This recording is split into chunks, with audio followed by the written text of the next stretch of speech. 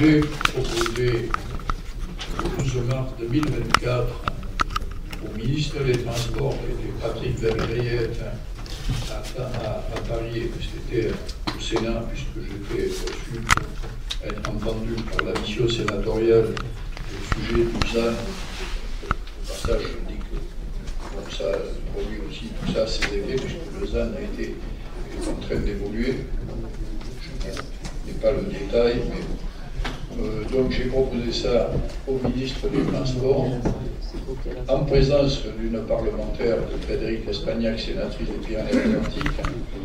Et cette démarche, quand même, a été jusqu'au bout.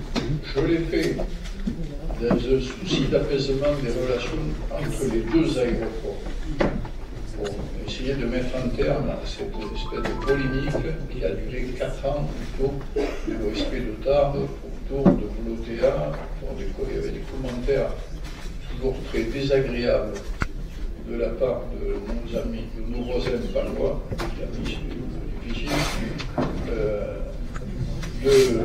des commentaires, y compris le Premier ministre lui-même, qui a dit en visio que le prix au départ de Tarbes était scandaleusement trop bas. Il a fallu écouter tous ces commentaires. Et malgré ça, bon, donc, cette obligation de service public conjointe devrait normalement fédérer nos deux aéroports. Je dirais qu'il devrait, l'histoire reste encore à écrire. Bon, néanmoins, à partir de là, maintenant, nous lançons chacun de notre côté notre appel d'offres auprès des compagnies aériennes, soit que Volotea a recandidaté, ils ne seront peut-être pas tout seuls. Moi, je souhaite que une compagnie comme celle-là, qui a fait ses preuves et qui a apporté une réelle valeur ajoutée à l'aéroport, puisse poursuivre, et c'est leur vœu aussi, poursuivre leur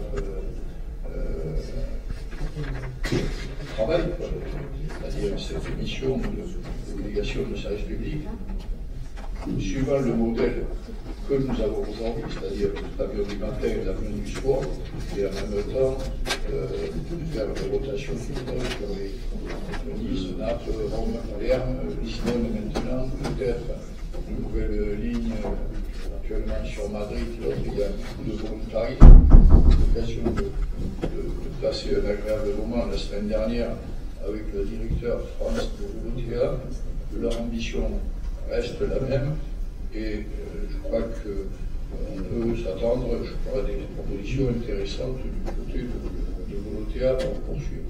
Il reste vraiment qu'il reste une ambiguïté entre les deux aéroports où de nos voisins palois souhaitent qu'il y ait une convention qui harmonise les prix, qui harmonise les horaires, qui harmonise les péréquations financières un peu particulières. Ça, je n'insisterai pas plus aujourd'hui sur ce sujet-là. Sachez simplement que l'OSP est acquise et que Volotea, notre compagnie, Volotea de poursuivre sa mission. Bon, je vous fais dire que Volotea est déjà retenu parce qu'il y a un appel d'offres et que vous ne pouvez pas en tirer des conclusions. L'appel d'offres ne peut pas être lancé et chacun doit répondre. Mais en tous les cas, je crois que c'est un acquis important et une fois encore, j'ai entendu de la bouche de personnes qui comptent dans le territoire régional dire qu'il n'y aurait plus d'OSP. Il y a une OSP, l'arrêté est pris et on avance. Si les Palois avaient dû candidater seuls, ils n'auraient jamais eu d'OSP. Parce qu'ils étaient déjà largement desservis par 4 rotations sur Paris, par 2 rotations sur Orly, par 4 trains par jour entre Pau et Paris-Montparnasse. Ils bénéficient d'une OSP, ce n'est que grâce aux Hautes-Pyrénées.